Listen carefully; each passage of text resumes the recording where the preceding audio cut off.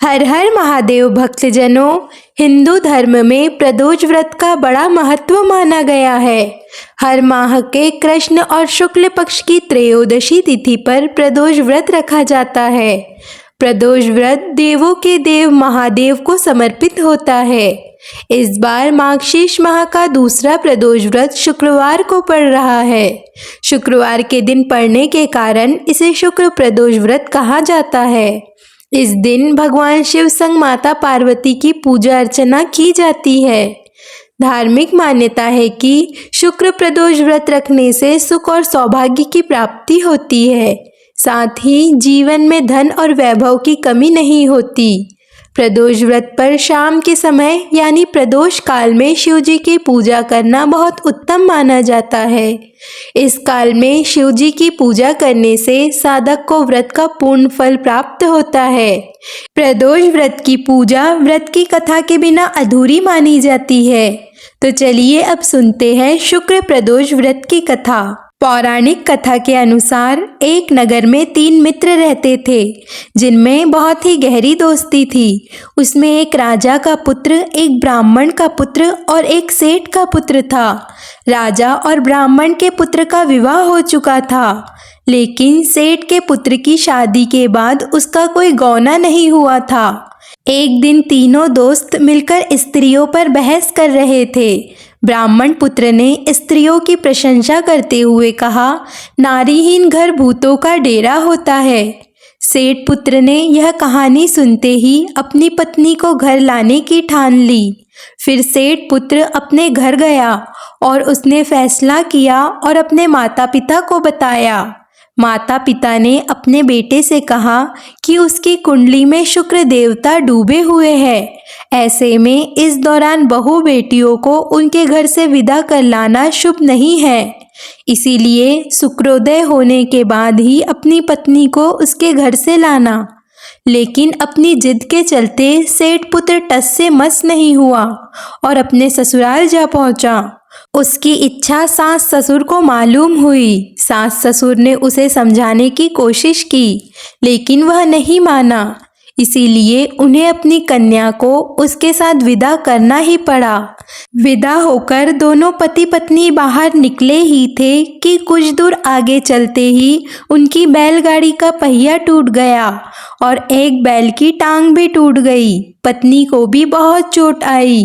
तब सेठ पुत्र ने आगे बढ़ने की कोशिश की और कुछ दूर आगे बढ़ते ही रास्ते में उन्हें डाकुओं ने घेर लिया और सभी सामान लूट लिया।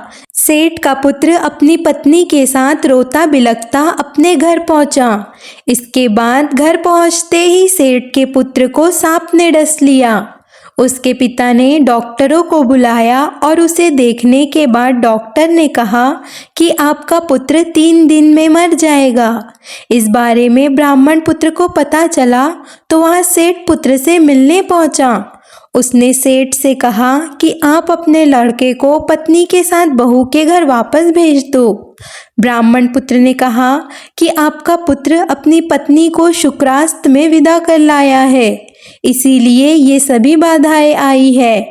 ऐसे में अगर वह वापस वहां पहुंच जाए तो वह बच जाएगा। सेठ ने ब्राह्मण पुत्र की बात सुनकर अपनी पुत्र वधू और पुत्र को वापस भेजा। वहां पहुंचते ही सेठ पुत्र की हालत सुधरने लगी और धीरे धीरे पूरी तरह स्वस्थ हो गया। अब सुनिए शुक्र प्रदोष व्रत की दूसरी कथा। पौराणिक कथा के अनुसार एक नगर में एक ब्राह्मणी रहती थी। उसके पति की मृत्यु हो गई थी। अब उसके पास कोई सहारा नहीं था।